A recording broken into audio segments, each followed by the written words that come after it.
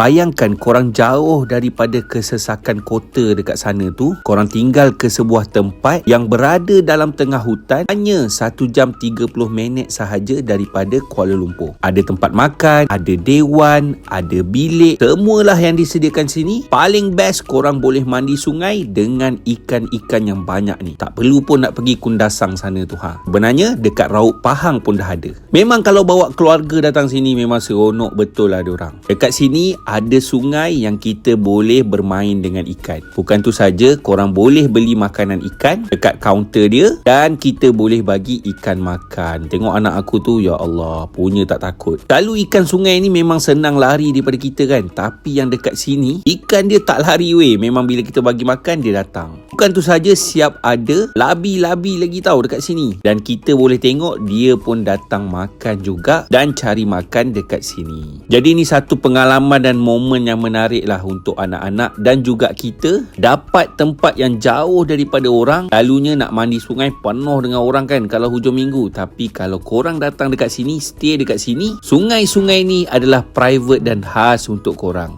Nak tengok labi-labi makan pun boleh tengok secara dekat macam ni. So dekat mana ni? Macam biasa korang kena tengok episod sebelum ni, sebab aku dah ceritakan semua pasal aktiviti dan apa yang ada dekat Senara Hills Resort ni yang terletak dekat Raub Pahang. Jadi last aktiviti yang aku nak share dengan korang, jom aku tunjuk air terjun pula. Let's go.